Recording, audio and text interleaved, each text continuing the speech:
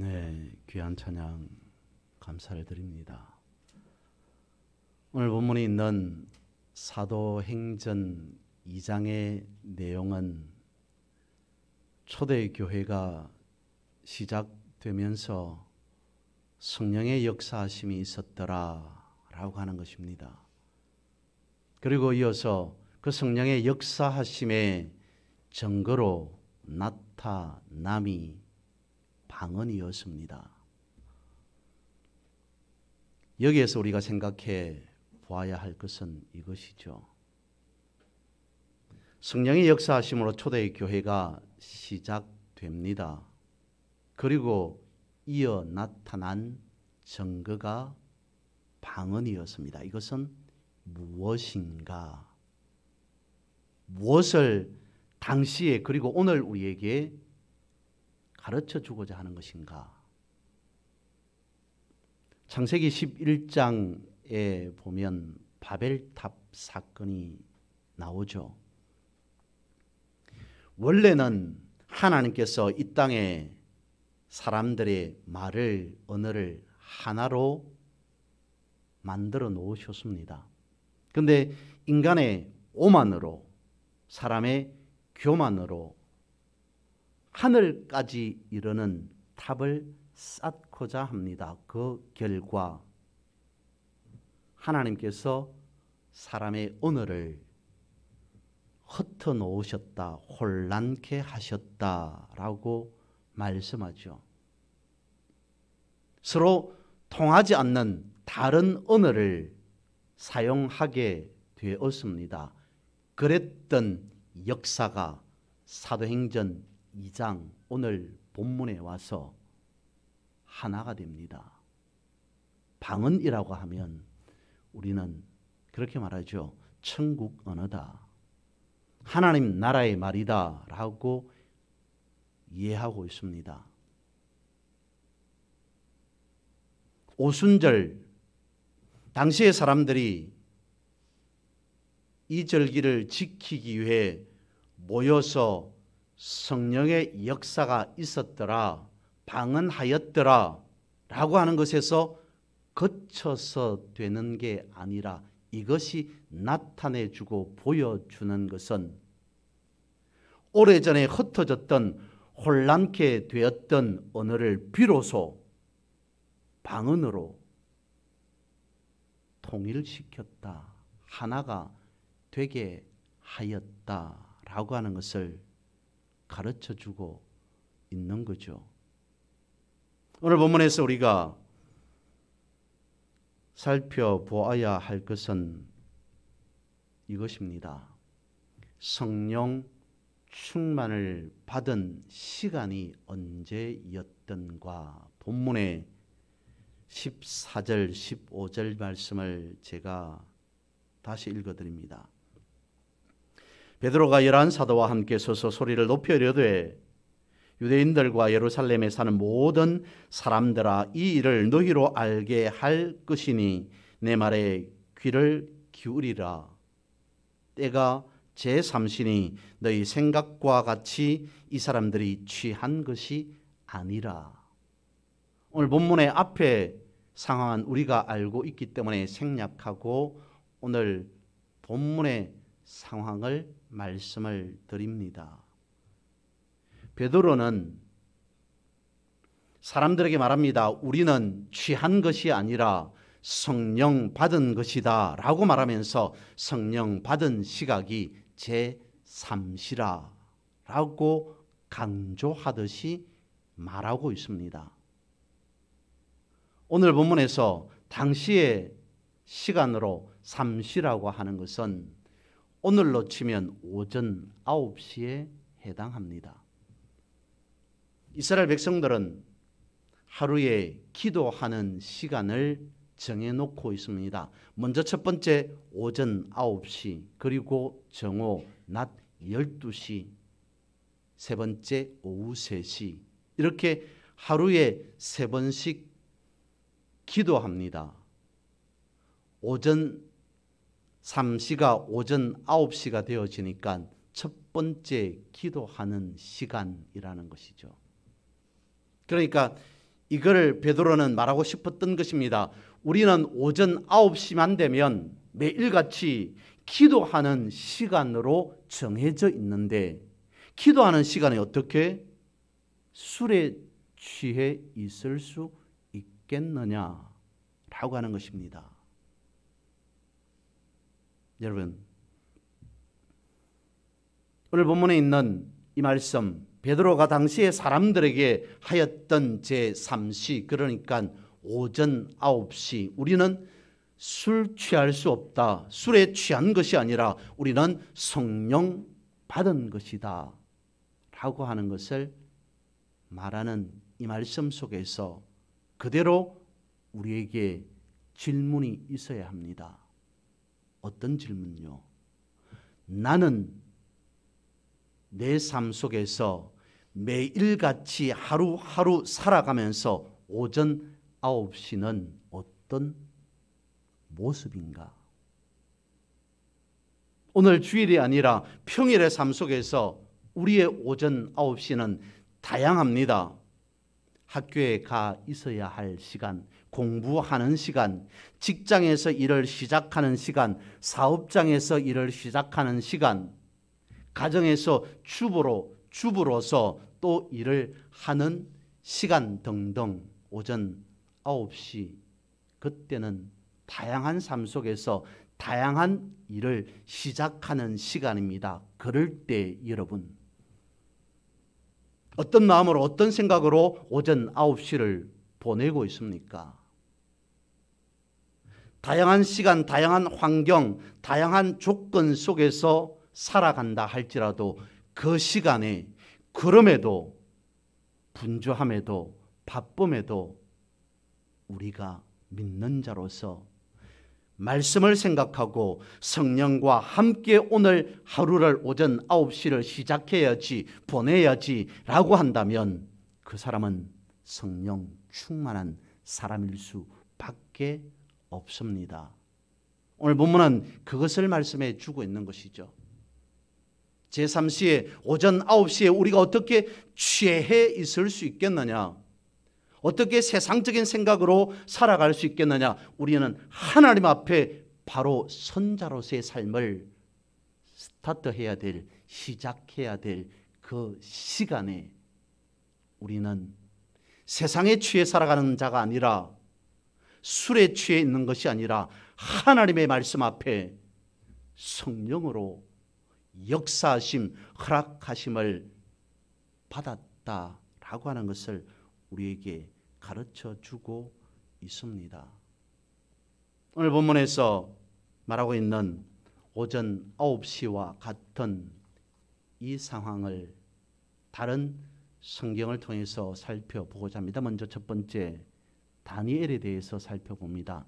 다니엘서 10장에 보면 이스라엘 백성들의 죄악으로 하나님의 심판이 기다리고 있습니다.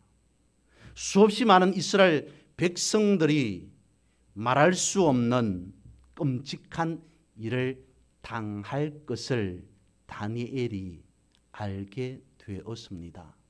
그때부터 다니엘은 모든 음식을 다 거절한 채 금식하며 하나님 앞에 기도합니다. 이 땅에 이스라엘 사람들이 겪게 될 엄청난 일 앞에 다니엘은 물 한 모금 마실 수 없는 그런 상태가 되었습니다. 슬픔으로 하나님 앞에 엎드립니다. 하나님, 이 나라를 어떻게 해야 되겠습니까? 하나님, 이 나라 이 백성들의 장래가, 미래가 어떻게 되겠습니까?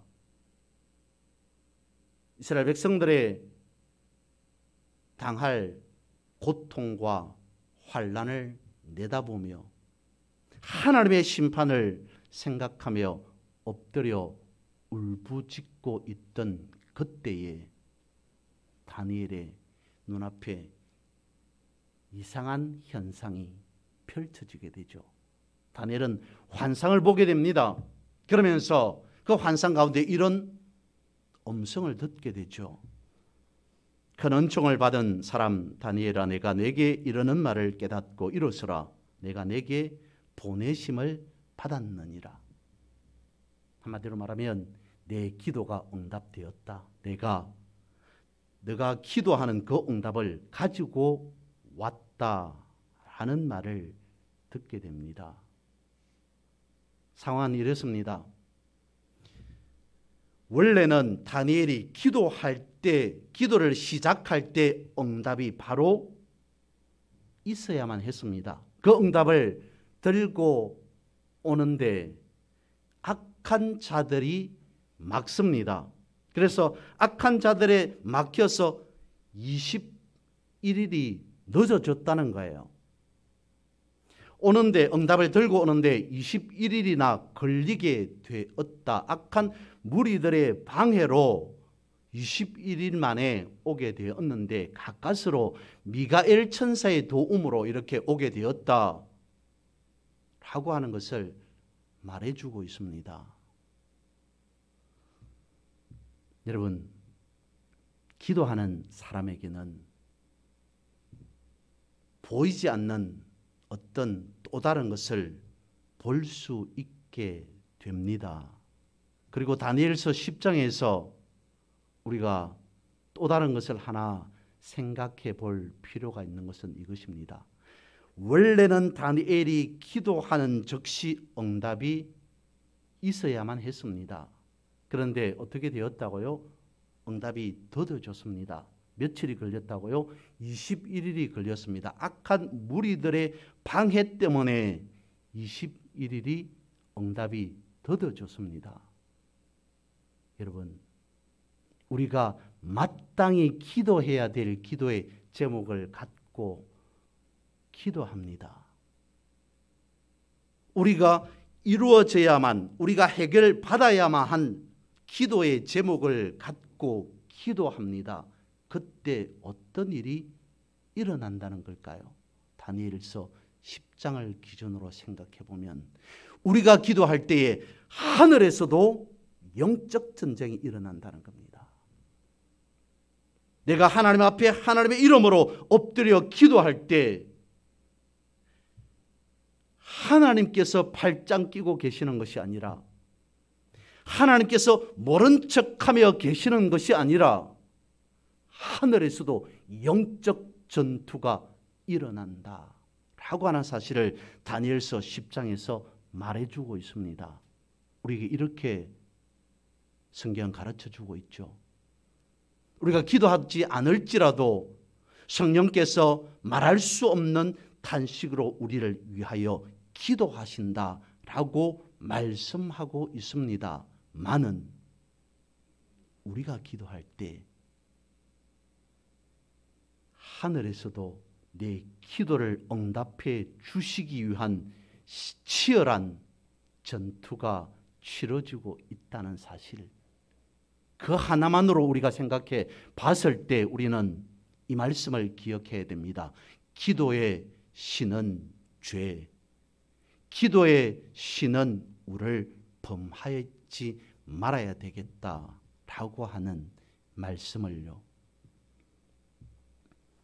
두 번째, 엘리사에 대하여서 살펴봅니다. 열왕기하 6장 말씀에 보면 당시에 이스라엘과 시리아, 성경에서는 아람으로 표기되어 있습니다.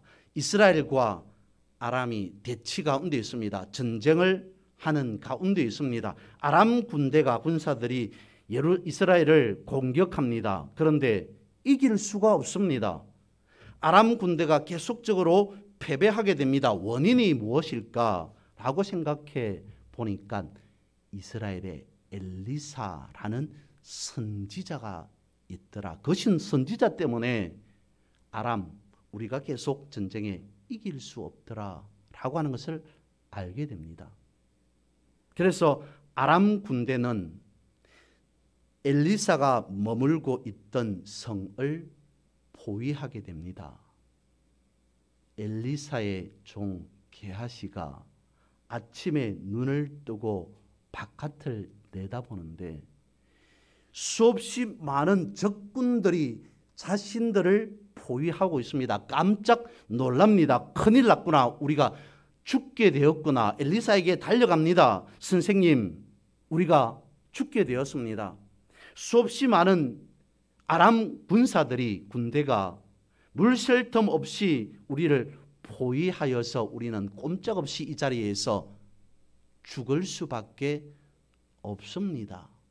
어떻게 해야 됩니까? 라고 하던 그때 엘리사가 게하시의 눈을 뜨게 합니다. 영의 눈을 뜨게 하는 것이죠. 그리고 어떤 현상을 보게 됩니까?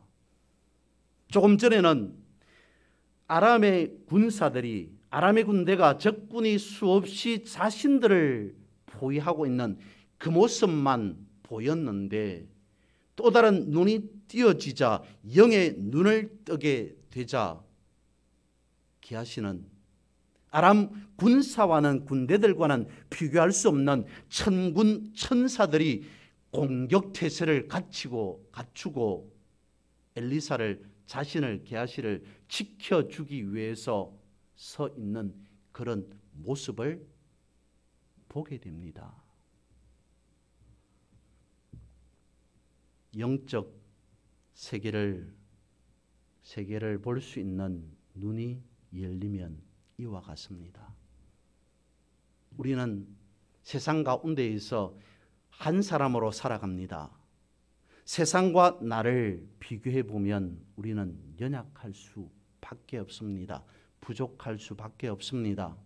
우리가 세상과 싸워서 어떻게 이길 수 있는가라고 하는 생각을 할 수밖에 없습니다. 그런데 어떻다고요? 육의 눈이 아닌 영의 눈이 띄어지면 세상이 두렵지 않습니다. 나를 에워싸고 있는 적군만 보이는 것이 아니라 그보다 훨씬 더 나를 지켜 인도 보호해 주시는 천군 천사를 목도하게 된다는 사실, 우리는 그 눈으로 살아가야 됩니다.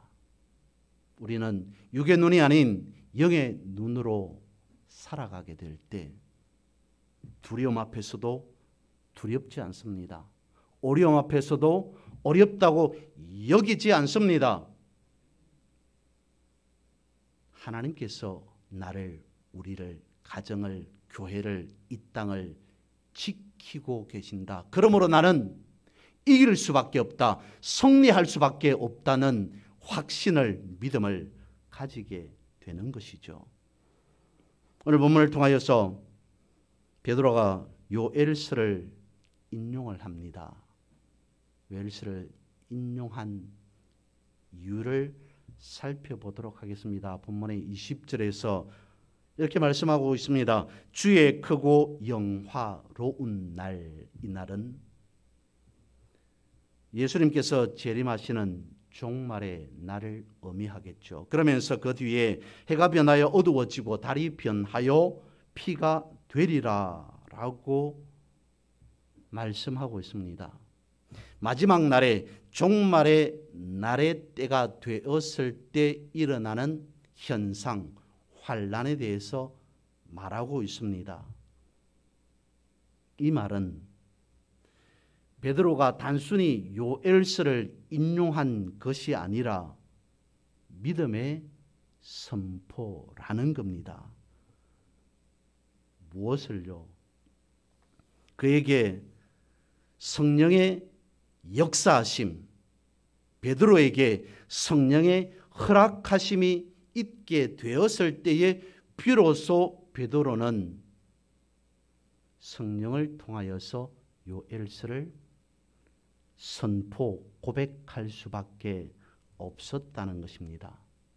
성령이 아니고서는 베드로가 요엘 선지자가 말한 예언을 예수님께서 이루실 거라고 고백할 수 없었습니다.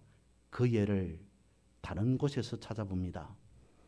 마태복음 16장 15절에 보면 예수님께서 제자들과 함께 빌립보로 갑니다. 가이사라로 갑니다. 거기서 예수님께서 제자들에게 묻습니다. 너희들은 나를 누구라 하느냐? 사람들이 선뜻 대답하기를 머뭇거립니다. 주저합니다. 그때 베드로가 말합니다. 주는 그리스도시요 살아계신 하나님의 아들이십니다. 예수님께서 사람들에게, 제자들에게 물어봤습니다. 너희들은 나를 누구로 하느냐? 왜냐하면 당시에 이스라엘을 지배하고 있었던 나라는 로마였거든요. 이스라엘은 로마의 속국으로 있었거든요. 로마의 황제가 이스라엘을 지배하고 있었거든요. 그러면 제자들의 마음속에는 어떤 생각이 드냐면, 예수님께서 너희들은 나를 누구라 하느냐라고 했을 때 사람들의 마음은 그렇습니다. 주님 모르십니까?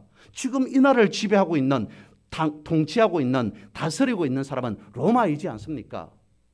그러면, 그리고 로마 황제가 이 나라의 왕으로 되어 있지 않습니까? 당연히 로마가 제일이고 로마 황제가 위고 주님은 그 아래겠죠. 왜요? 제자들이 보기에, 당시의 사람들이 보기에 주님은 갈릴리 출신이었거든요. 저들의 시선으로, 저들의 시각으로 바라볼 때 주님은 별 볼 일 없는 사람 정도로 보였거든요. 그래서 너희들은 나를 누구라 하느냐라고 하는 주님의 물음에 제자들은 선뜻 그런 복잡한 생각들이 있었기에 답할 수가 없었습니다. 그런데 베드로가 말하죠. 주님은 그리스도시요 살아계신 하나님의 아들이시니이다. 이 땅을 지배하는 나라는 로마요. 로마 황제는 화려한 신전을 세워서 사람들에게 경배하게 합니다. 왕권을, 세력을, 권세를, 권력을 가지고 있습니다. 이스라엘 자신들이 어떻게 할 수 있는 방법이 없습니다. 그런 지배하에서 제자들도 알죠. 주님께서 너희는 나를 누구라 하느냐라고 물으신 질문의 의도가 무엇인지 정도는. 그래서 제자들은 말할 수 없었습니다. 함부로 어떤 말을 할 수가 없었습니다. 서로가 서로의 눈치를 살필 수밖에 없는 상황에서 베드로가 그런 말을 하였다고 하는 것은 베드로가 스스로 한 말이 아니라는 겁니다. 그것을 아신 주님께서 베드로에게 말합니다. 바요나 시몬아, 내가 복이 있도다. 이를 내게 알게 한 일은 혈육이 아니요 하늘에 계신 내 아버지이시다. 주는 그리스도시요 살아계신 하나님의 아들이십니다 라고 하는 고백을, 믿음의 선포를 하였던 베드로를 보고 주님께서 바요나 시몬아 내가 복이 있도다 이 말을 한 것은 내 스스로가 아니라 하나님께서 너에게, 성령이 너에게 말하도록 가르쳐 준 것이다. 바로 성령의 허락하심, 성령의 역사하심이었다라고 하는 것을 성경은 분명히 말씀해 주고 있습니다. 우리는 베드로의 이 고백을 마치 신앙의 고백의 모범으로 삼고 있습니다. 이스라엘을 다스리고 있었던 로마 시대에 살아갔던 저들이 로마 황제의 권세가 어떻는지 알고 있었던 저들이 감히 예수님을 그리스도시요 하나님의 아들이시다라고 고백할 수 없었던 그때에 사도 한 사람이, 베드로가 감히 로마요? 맞죠? 이 나라를 다스린 건 맞습니다. 황제 위대합니다. 대단합니다. 인정합니다. 그러나 나는 성령의 인도하심 따라 로마가 대단하고 황제가 대단한 것이 아니라 내 앞에 서 계신 주님이십니다. 그래서 주님은 나의 구원자이십니다. 주님은 하나님의 아들이십니다. 이 세상을 통치할, 다스리실 하나님이십니다.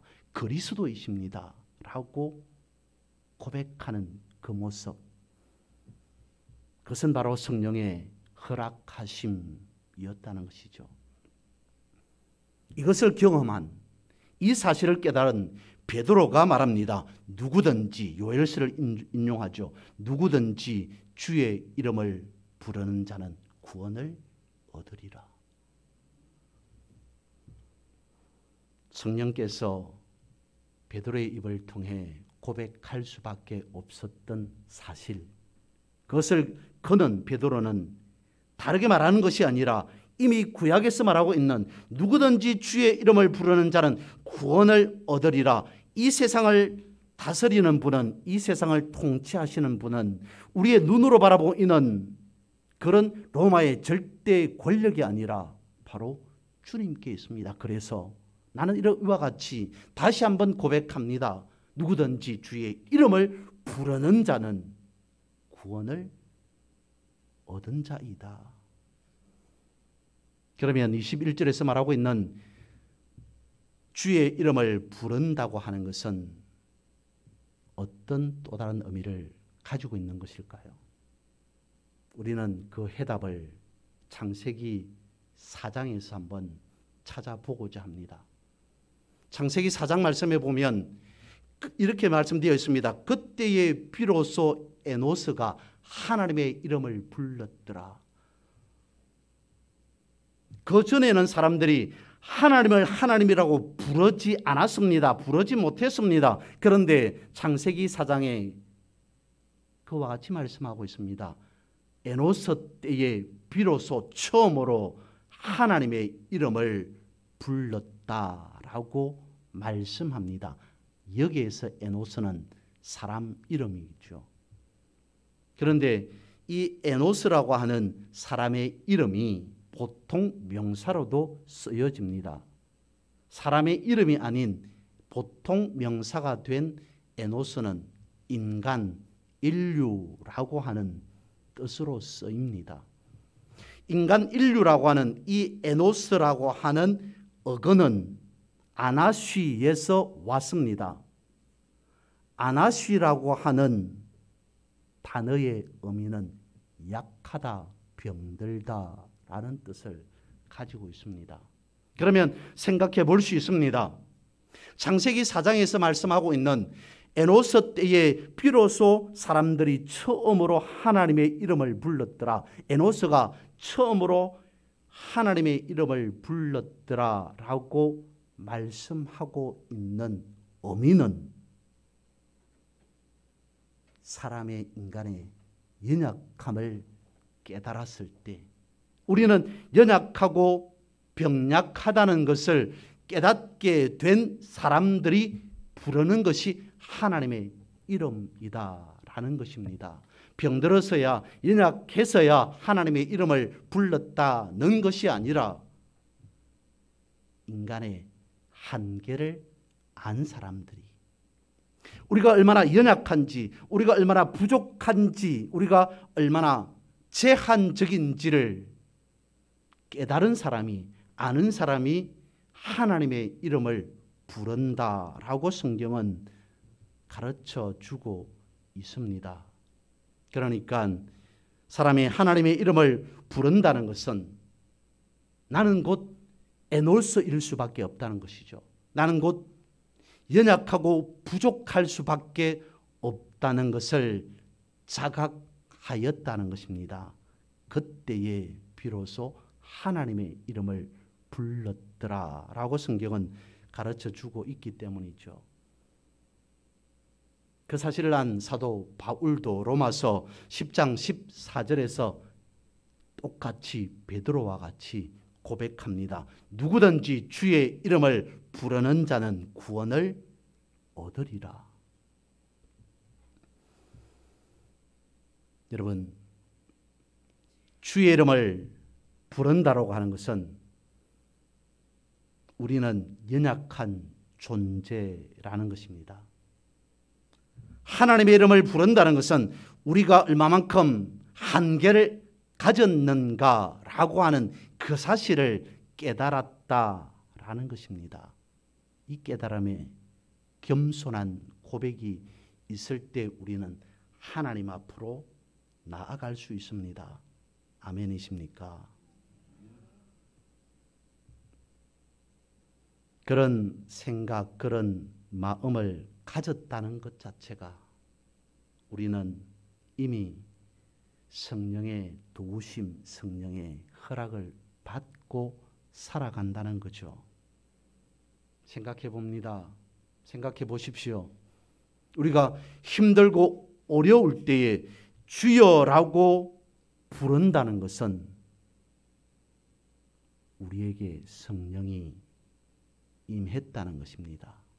우리가 예수를 베드로의 믿음의 선진의 고백과 같이 주는 그리스도시요 살아계신 하나님의 아들이십니다 라고 하는 그 사실을 믿고 있다는 것입니다.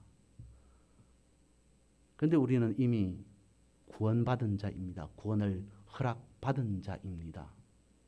이미 구원을 받은 우리는 그러면 어떻게 해야 됩니까? 주의 이름을 날마다 연호해야 되죠. 여러분, 식물을 키우고 계십니까? 나무를 키우고 계십니까? 키워 본 적이 있으십니까? 나무를 키우다 보면 적당한 때에 맞춰 전지를 해 주어야 됩니다. 가지치기를 해야 되죠. 언제요? 내가 키우고 있는 나무의 가지가 성장에 별로 도움이 안 된다고 생각할 때,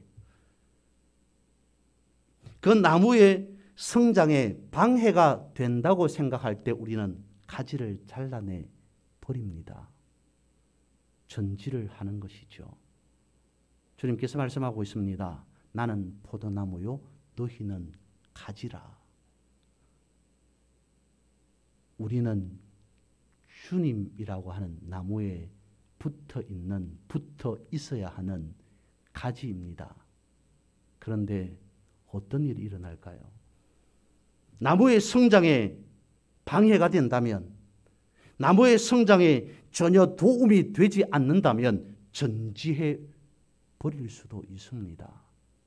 지금 우리가 그렇지 아니하고 성령과 함께 한다고 하는 것은 우리는 주님께 붙어 있다는 것입니다. 우리가 날마다 주님과 함께 동행하고 있다는 것입니다. 성령의 허락하심 아래에 있다는 것입니다. 그래서 우리는 그와 같이 소망하고 기도의 삶을 살아가야 됩니다. 믿음의 삶을 살아가야 됩니다. 우리의 육신의 눈이 아닌 영의 눈, 성령으로 우리의 눈을 뜨게 해주셔서, 열어주셔서 보이는 세상만을 바라보고 살아가는 것이 아니라 보이지 아니하는 또 다른 세상을 바라보며 날마다 승리의 삶을, 이기는 그 삶을 살아가게 해 주십시오 하는 기도와 믿음의 삶을 살아가시는 그런 여러분 되시기를 주님의 이름으로 선포합니다.